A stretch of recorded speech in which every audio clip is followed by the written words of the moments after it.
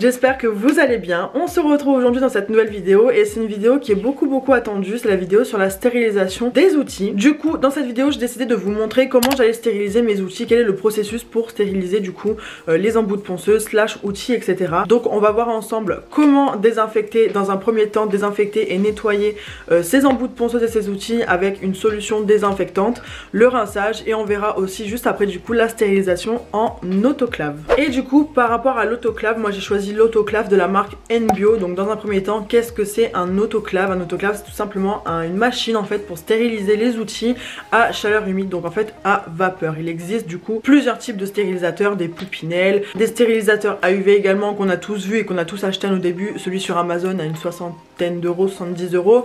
Mais il faut savoir que ces stérilisateurs là ne tuent pas la majorité des germes, et en fait l'autoclave, donc cette machine donc surtout de la marque Enbio, ça va vous permettre tout simplement de stériliser tous vos outils vraiment en profondeur, parce qu'en fait la stérilisation est super importante déjà d'un point de vue hygiénique par rapport à votre clientèle, mais surtout parce que ça évite de transmettre plusieurs types de maladies sanguines. Je m'explique. Quand vous allez utiliser vos ciseaux, vos pinces à cuticule, même vos embouts, malheureusement des fois ça peut arriver de couper des clientes, et le problème c'est que si vous ne stérilisez pas vos outils, si vous coupez par exemple la cuticule de quelqu'un d'autre avec laquelle vous avez fait saigner cette personne et que vous refaites saigner celle-ci, vous allez automatiquement transmettre le germe et donc des maladies et des infections telles que le VIH et également les hépatites B et C. Et donc c'est pour ça que j'ai choisi d'utiliser Enbio, parce qu'ils ont plus de 25 ans d'expérience dans le métier et ils sont vraiment à la pointe des solutions biotechnologiques et tout ce qui est design, tout ça, parce que l'Enbio, comme vous le verrez dans les images suivantes, c'est vraiment un très beau stérilisateur, c'est vraiment une très belle machine, ça vraiment il n'y a rien à dire. La marque Enbio, faut savoir que c'est une marque suisse et polonaise, en fait ils ont deux sièges, en Suisse et en Pologne, et du coup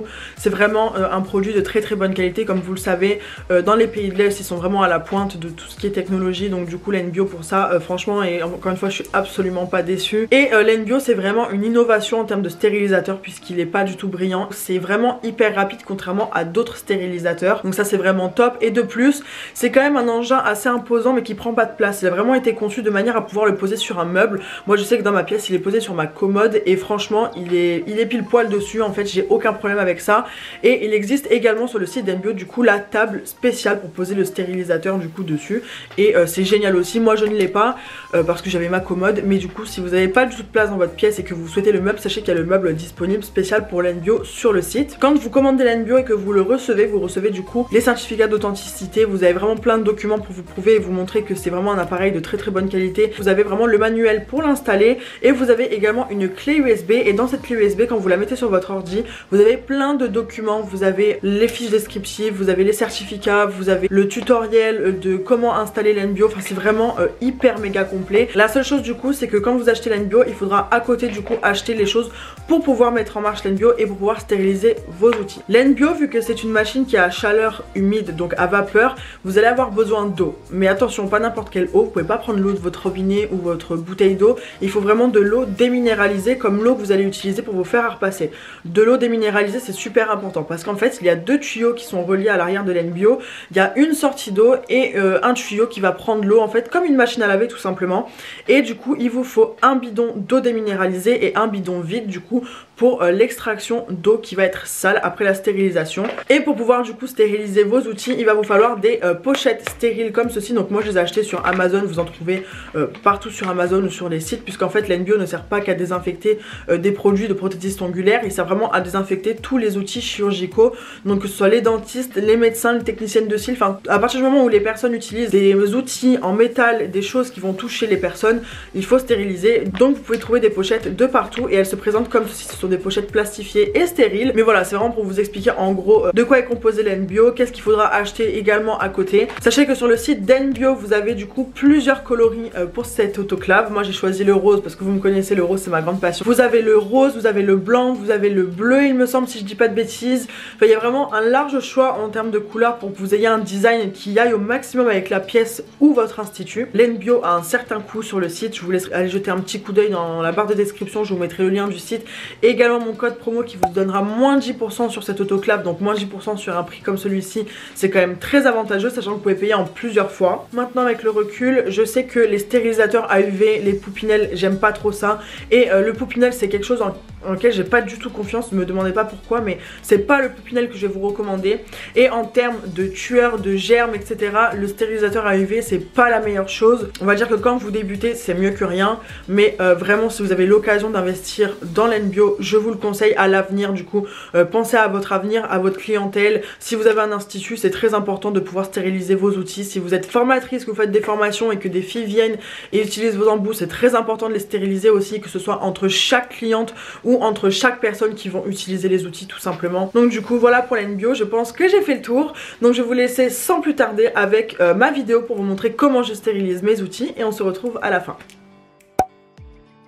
Donc pour commencer cette vidéo sur la stérilisation, dans un premier temps il va vous falloir mettre des gants, donc des gants en latex chirurgicaux. Et donc je vais vous montrer comment moi je procède pour stériliser du coup mes outils. Donc dans un premier temps on va passer à l'étape du nettoyage désinfectant. Donc voici les embouts et outils que j'ai utilisés. Donc on peut voir qu'ici il y a une pince à cuticule, on peut voir ici qu'il y a un ciseau. Ici nous avons 2 repousses cuticules. Et là ici nous avons les embouts de ponceuse, donc les embouts de dépose et les embouts à cuticule.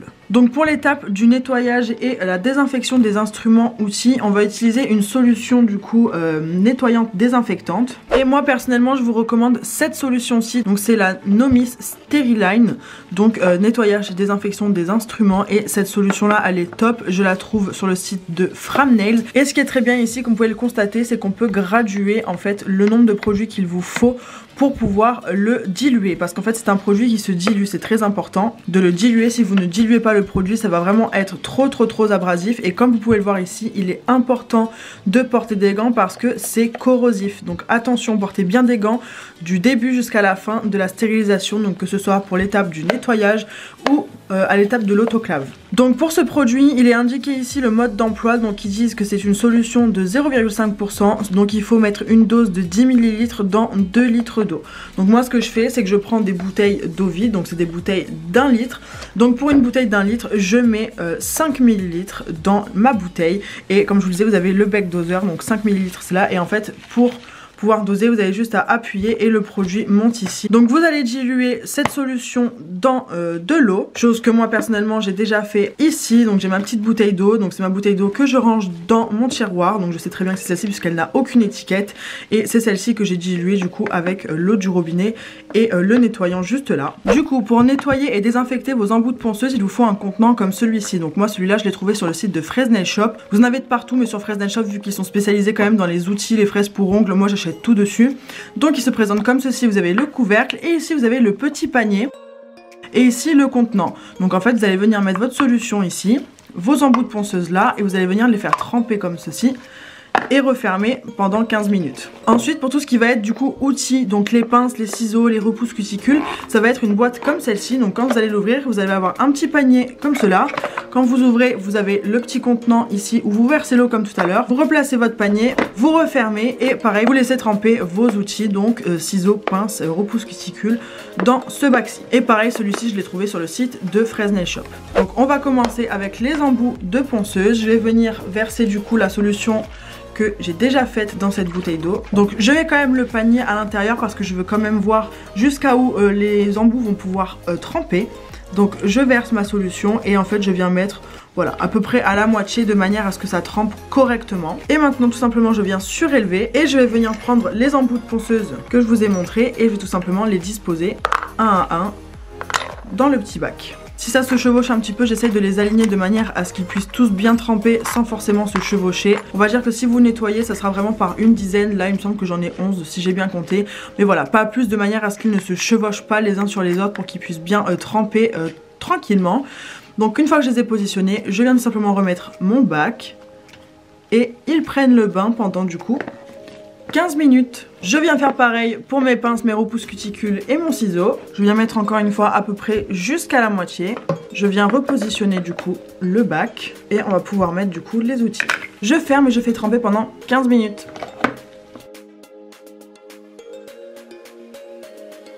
Et c'est parti, on attend et on se retrouve après du coup pour le rinçage.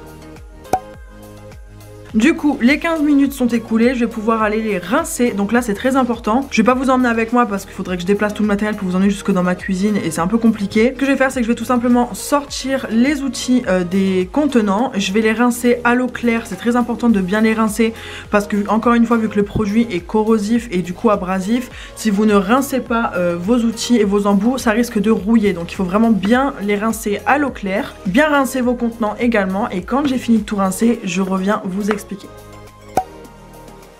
Voilà, maintenant je viens d'aller rincer tout ça. N'oubliez pas que si vous avez par exemple dans vos embouts à cuticules, vous savez les petits dépôts de VSP ou de gel, la solution va permettre de les ramollir, mais il faudra quand même les enlever. Donc quand vous allez rincer vos embouts à l'eau claire, vous frottez avec une petite brosse en métal pour pouvoir du coup bien les nettoyer en profondeur afin qu'il n'y ait plus de VSP. Donc là ils sont tout propres, ils sont rincés, les bacs sont rincés également. Vous pouvez aussi choisir de les laisser sécher dans des petits contenants prévus à cet effet là, vous savez des petites suspensions pour les laisser sécher à l'air libre. Moi personnellement je fais comme ça, après chacune fait comme il veut. Je viens tout simplement mettre des feuilles d'essuie-tout et venir y placer du coup mes embouts de ponceuse et mes outils dessus. Je les espace bien encore une fois pour qu'ils ne se touchent pas. Maintenant pour les outils, je viens tout simplement avec d'autres feuilles de sopalin et je vais venir par dessus du coup presser pour enlever l'excédent d'eau, pour bien les sécher. Donc c'est très important que ce soit propre, c'est très important encore une fois que vous gardiez vos gants de manière à ce que la propreté soit là au maximum malgré qu'on aille les stériliser juste après, et on peut voir du coup qu'en appuyant on a les petites taches d'eau qui apparaissent. Une fois que je les ai bien fait absorber, je vais les laisser à l'air libre une dizaine de minutes. Généralement vous pouvez les faire sécher jusqu'à un jour. Il faut vraiment pas qu'ils soient mouillés pour rentrer dans la pochette stérile et après dans l'autoclave. Donc généralement je laisse sécher une petite dizaine de minutes à l'air libre comme ça, et après on va passer à l'étape de la stérilisation.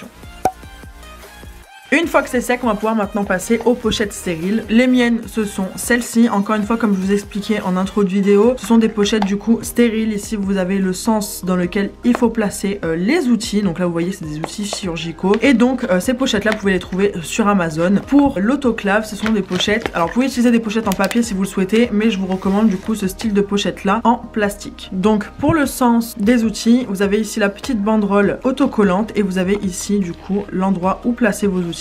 Donc c'est parti, on va glisser les outils à l'intérieur comme ceci. Moi généralement je mets les embouts par deux dedans, donc je les mets comme ceci et on va venir du coup refermer avec la petite languette juste là. On décolle l'autocollant et on va venir tout simplement refermer comme ceci. Voilà, donc une fois que vos pochettes sont faites, maintenant on va passer à l'étape de l'autoclave. Donc je vais pas tout vous montrer toutes les pochettes parce que ça va prendre trop de temps, parce qu'on peut pas tout mettre dans l'autoclave. Donc c'est parti. Donc pour vous montrer, voici comment se présente l'autoclave Nbio. Donc de base il n'y a pas le sticker, c'est juste qu'il est livré avec. Du coup moi j'ai décidé de le coller ici parce que je trouvais ça trop beau. C'est un stérilisateur de classe B et ça c'est très important. Donc il se présente comme ceci. Donc vous voyez le design il est assez imposant, mais quand même il est vraiment d'une manière où vous pouvez le poser sur n'importe quel meuble. Donc moi je l'ai posé sur ma commode. Vous avez ici l'écran digital où vous allez pouvoir mettre en route l'autoclave. Vous avez ici du coup le panier où vous allez placer vos embouts, vos outils, etc. en pochette. Et pour pouvoir faire fonctionner l'autoclave, vous avez ici du coup deux bidons. Du coup, je l'ai tourné pour pouvoir vous montrer comment ça se présente derrière. Donc après, vous avez le manuel où vous pourrez brancher les branchements, etc. Là, ici, vous avez le tuyau de sortie d'eau et le tuyau d'entrée.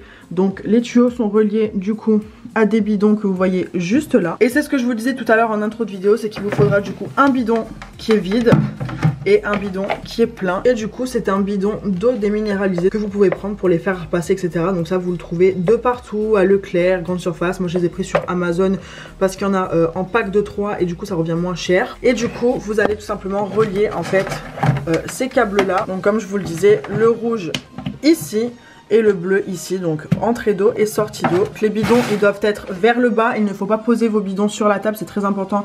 Il faut que les câbles pendent et que les bidons soient au sol. Et pour revenir ici du coup, ici vous avez le câble d'alimentation donc qui est branché juste là. Et à côté vous avez la petite clé USB qui est le programme, donc ça il faut la brancher. Et vous avez ici du coup le bouton on et off. Du coup c'est parti, je vais allumer l'autoclave. Vous voyez qu'il y a marqué Hello juste là. Vous appuyez dessus et vous avez du coup le programme avec plusieurs modes. Donc vous avez le mode rapide, le mode 30 minutes et le mode 15 minutes. Donc comme je vous disais, le mode rapide, vous pouvez tout simplement stériliser hyper rapidement, donc c'est-à-dire en moins de 7 minutes, ou vous avez le mode 15 minutes. Par exemple, vous avez vraiment des rendez-vous très rapides, que vous n'avez pas de pause. Sachez qu'il est important de stériliser vos outils, c'est pour ça qu'il est important de faire des pochettes à l'avant, que vous ne soyez pas dans le rush pour les désinfecter. Donc du coup, vous appuierez sur le mode fast juste là. Donc c'est un écran tactile, donc vous avez juste à sélectionner du coup quel mode vous voulez. Je vais ouvrir du coup le panier. Donc là on voit qu'il y a marqué door open, donc porte ouverte. Comme je vous l'ai expliqué tout à l'heure, pour l'autoclave vous pouvez utiliser du coup des pochettes stériles en papier ou des pochettes stériles en plastique.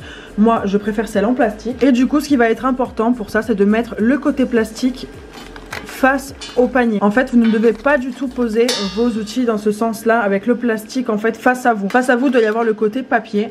Donc je viens disposer.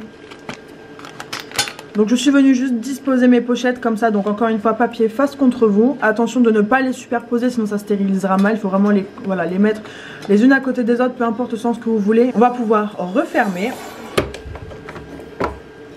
Et une fois que c'est refermé, on va pouvoir venir appuyer sur Start. Et du coup la stérilisation est en train de commencer. Vous avez le minuteur juste là, vous avez le nombre de degrés juste là. Et là en fait c'est le nombre de degrés qu'il y a actuellement. Et ça va augmenter, comme vous le voyez ça augmente. Et ça va augmenter jusqu'à 134. Et maintenant vous n'avez plus qu'à attendre. Et comme vous pouvez écouter, je vais arrêter de parler. Vous allez écouter juste le bruit que ça fait. C'est hyper silencieux. Voilà pourquoi du coup j'adore cette machine, parce qu'elle est vraiment très bien, très complète. Donc maintenant on laisse faire sa petite vie, il reste 13 minutes et je vous retrouve quand c'est fini.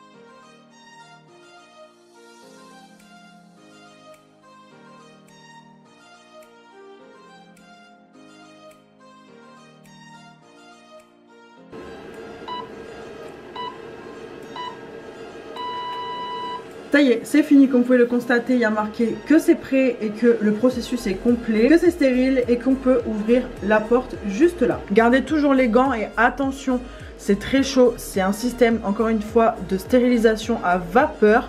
La vapeur c'est très chaud, donc attention quand vous ouvrez, ne mettez surtout pas la main. Ici vous avez les petites icônes où il y a marqué attention, donc hot surface, donc surface chaude. Donc vous ouvrez. Si vous mettez la main vite fait au-dessus, vous pouvez sentir qu'il y a déjà de la chaleur. Du coup, ne touchez pas les parois du petit bac. Venez simplement récupérer vos embouts qui sont fraîchement du coup stérilisés.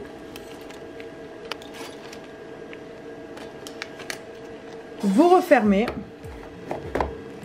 Et la stérilisation est terminée. Si vous avez d'autres choses à stériliser, vous refaites le même processus. Si vous n'avez plus à vous en servir, vous éteignez l'embio avec le bouton interrupteur qu'il y a derrière.